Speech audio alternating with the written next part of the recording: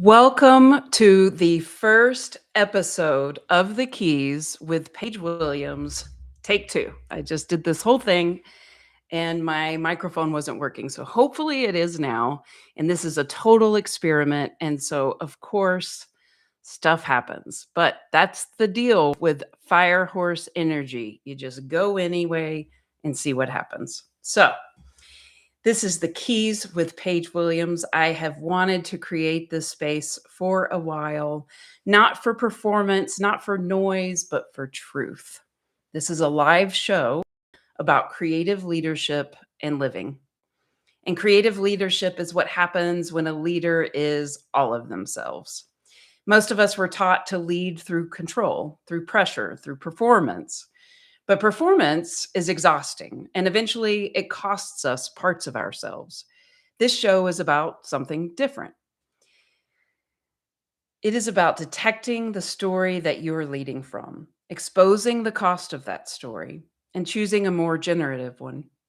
If you're navigating growth, reinvention, a threshold moment, or the quiet knowing that something in your life no longer fits, you are in the right place. This is a call in show. So you can actually call in and leave a question. And at some point, when I figure out the technology, we'll be able to have a conversation through the YouTube Live. But you can call 1-801 The Keys. That's 1-801-843-5397. Nothing is off limits if it's real and it's authentic. And tonight we begin with one simple question. What would change in your life if you stopped performing and start inhabiting your full self?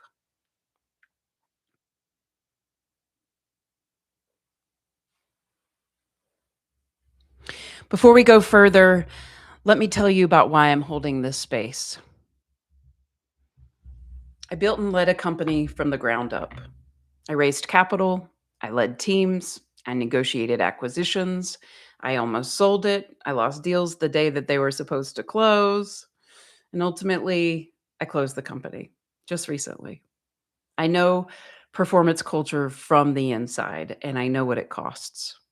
I am now an executive transformational coach. I'm a speaker and I'm creator of the 12 Creative Keys. I developed this framework during what I call the hallway season, a period when everything I built was changing and I had to decide who I was without the title or with a new title. And here's what I discovered. Most leaders are not struggling with strategy. They are struggling with identity. They are leading from a story that they've never examined. My work is helping leaders to detect that story, to expose its cost, and author a better one so that they can lead, but without self abandonment. I do not teach theory, I teach from lived experience. And this is the show where we practice that work in real time. I'm also an author of the Amazon best-selling book, The 12 Creative Keys. I wrote it during one of the most uncertain seasons of my life, while acquisition talks were happening, while deals were falling apart, while I was confronting who I was without performance and who I was becoming outside of my tech company. The 12 creative keys are 12 capacities that help you move through change without abandoning yourself. And we'll go through those. They're not personality traits, they are leadership competencies. The book became a map, the coaching became the practice. And this is the laboratory, this show. So here we are experimenting, take two. And the real question is not, how do I win? How do you win? The question is, how do I lead without losing myself? Today also, of course, marks the beginning of the year of the fire horse. The horse represents momentum. The horse represents forward movement, not chaos, not frenzy, self-led movement. Fire represents clarity, visibility, courage. The fire horse year is not about waiting for permission. It's about deciding and doing. Deciding what is true today, what is true now, deciding what no longer fits, deciding who you are willing to become. Launching this show today is my big fire horse move. So I'll ask you two questions. Ready? Here we go. If this were your year of clean forward motion, what would you stop tolerating? I'll ask you again. If this were your year of clean forward motion, what would you stop tolerating? Okay, here's the second question. What would you finally say yes to?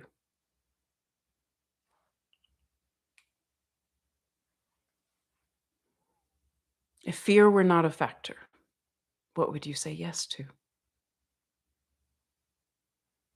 Creative leadership is embodied, and embodiment requires momentum. So let me take you through the 12 creative keys. Okay.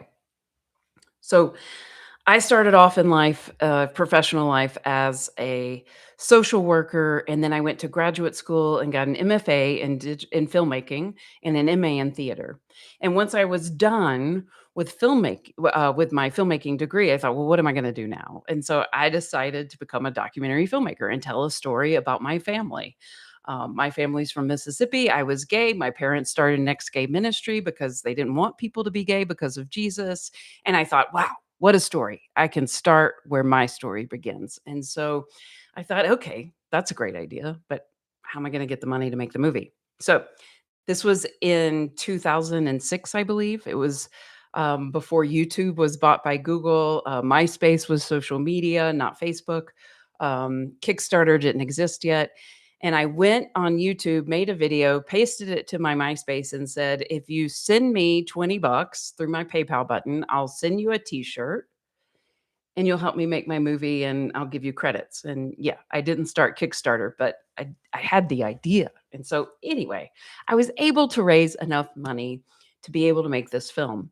And then over the next, 7 years or so, I made several different films. And then I made another documentary feature film about two kids from Montana who got to go testify on Capitol Hill about America's foster care system and growing up in that system and what happens when they turn 18 and the government says, never mind, we're done here. And they have no permanent connections. And so these two young adults, Mandy and Rafe, got to go testify on Capitol Hill. And that led to the largest piece of child welfare reform in the last 50 years. Obama signed it into law in 2011.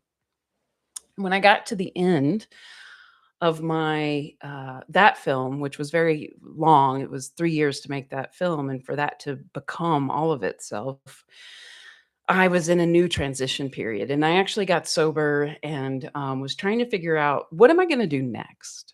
And what I decided to do next was start a tech company. And I thought, it'd be a really great idea if there was a video platform that allowed filmmakers like me, all filmmakers without gatekeepers, to upload their films, and then we could vote on these films and we'll win prizes and we'll get distribution and people will discover us. And then later I thought, and brands will pay for this content. And I thought, yeah, that's a really good idea. I think I'll do that. And I literally had to Google how to start a tech company. I knew nothing about tech or building tech, but it started with that I have a creative idea and it would not leave me. It just kept running around in my head because I had some movies I thought I might make, but this one was like really sticking with me. And so I decided to do it. I did that company called Odd Pop for 12 years. And I learned so much. One of the ideas I thought I might do was go get an MBA. And really, what I did was I got an MBA in practice in starting a startup as a female founder in Montana, LGBTQ. Crazy. So, over the years, we were able to build some beautiful technology. We built a community of 80,000 filmmakers. We awarded over $10 million. We worked with Fortune 500 brands like Dell and Southwest Air and Hilton, et cetera. And it changed lives. We collected, curated, and commissioned over 15,000 short films, and we changed filmmakers' lives, we changed brands' lives, we changed, people who watched those films' lives, and it was really beautiful work, and it was very, very hard as a leader. And a couple of years ago, I went through another big change in my life, a few years ago, actually, now. And I realized that I was being called to executive coaching. And I thought, not me. No thanks. I knew intuitively that that was a big calling. And I thought, who am I? Who am I to do that? And what I had to uncover was some limiting beliefs. And I had some hidden beliefs based in my childhood and the way I was raised that women could not be spiritual leaders. And I know that coaching is about connection, and connection is spirituality. And so I thought, I am no one's guru. I am not going to do this. Nope. And again, it would not leave me alone. And honestly, when I listened to my intuition, I knew that it was for me, but I had some stories I was telling myself that I had to look at. And I sat in the hallway for 2 years between Odd Pop and the 12 Creative Keys. And I was speaking with this intuitive woman, and she said, "You're supposed to write a book right now." And I hung up the phone and I thought, what would this book be about? And I realized it would be about the process that I go through whenever I create a new project, whenever I say yes to an idea, whenever I say yes to becoming all of myself. There is a system that I have to go through in order to become all of myself. And then I created the 12 Creative Keys framework and wrote the book. So, key one is willingness. Key zero is desperation. Something has to change. Something needs to be created. And key one is willingness, answering that call. Key two is courage. You have to have courage to answer the call. And once you do, you have creative key three, which is hope. And then you get to key four, which is surrender. And you realize there's something in your life that you need to surrender in order to move forward. And in order to do that, you have to look at creative key five, which is storytelling. What are the stories I am telling myself that are holding me back? And then we get to key seven, which is trust and release. Sorry, that's key six. Key seven is honesty. It's okay. Who am I now that I've done keys one through six? And let me get honest with myself about who I am and what needs to happen in order to answer this call. And what comes out of that honest self appraisal is the need to shed, which is creative key eight. What do I need to shed in order to become all of myself today, in order to become the creative leader that I am being called to become? That can be external, it can be internal shedding, it could be people, relationships, things. But what happens when we shed is we create space. And in that space, we have the opportunity to get quiet and to listen to creative key nine, which is trusting intuition, and seek direction. And then take creative key 10, which is aligned action. Because I listen and get quiet and I trust my intuition, I take aligned action. And why do I do all this? Why am I being called to this work? Why won't it let me go? Because of creative key 11, love and service. Of course. Everything that we do that is called to us is for love and service. Yes, we fill our own cups, but ultimately we are here to be in love and service with one another. And creativity is about love and service for one another. And what happens as a result of answering this call is key 12, which is awakening. We move from a feeling of numbness to awe, of like, oh, this is what life is for. So let's get to work. I asked my friends and family to send in some questions for this first test episode. And Lindsay Scola, who was on in the first take and hasn't joined us yet, I don't think, but if you're here, Lindsay, you can raise your hand, asks, how do you stay creative when you're doing something that scares you? So here's what I want to say, Lindsay. You ready? Creativity does not disappear because of fear. And fear in this instant can be our friend. It can say, yeah, it's scary because it's new, but I'm here for you. It makes you feel something. I was terrified coming on today doing this show in my first episode. Um, It contracts because we start protecting ourselves. Fear narrows, creativity expands. So saying yes lets the fear go away. Like even right now in this experience of doing my first episode, I'm relaxing. I'm understanding the call of saying, Paige, you should do a show called The Keys with Paige Williams. And that fear is narrowing and narrowing and narrowing. And the creativity that I'm having here with you as I'm moving off book and answering Lindsay's question is, oh my God, this is for me. The fear is lessening and the creativity is coming forward. So the move is not to eliminate fear, it's to expand our identity while fear is present. So understand this: fear's okay. Fear teaches us. The shadow emotion of creative key to courage is fear, but the transformed emotion of creative to key to courage is bravery. And so we look at fear and we say, I see you, fear, but I'm being called to this creative work. And so you can take a back seat, and I'm going to put bravery in the front seat, and we're going to move forward anyway.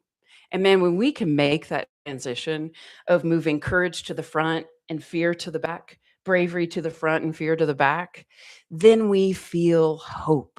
Oh my God.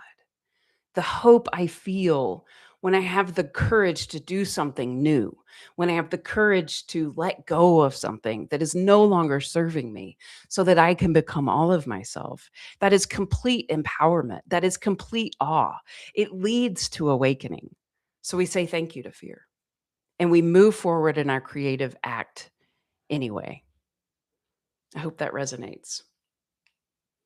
Hatton, who was in our leadership council a few councils before, asks, I am feeling the energy, courage right now. Maybe it's the Chinese New Year, Ramadan, the planet shifting, or maybe it's just me and other factors opening the doors and letting courage flood in. It brings with it a sense of brilliance, a sense of strength, of clarity, of direction. I feel alive and everything feels possible when courage shows up in spades. Amen, Hatton. I agree. Like when courage shows up, we feel like everything is possible. That's that hope we talk about. So she asks, what are some ways that I can sustain this feeling of courage, especially as it wanes seasonally, or as a result of those common visitors that can darken my doorstep, like self doubt and facing nonstop obstacles in my path? That is a great question. So, what I want to say, Hatton, and to all of you is courage is not a mood, it is a practice. Momentum creates courage, clarity sustains it, identity stabilizes it, and symmetrical power only exists when you are not outsourcing your authority. So, let's tie it back to identity. The 12 creative keys are a way to lead life and creatively lead our teams.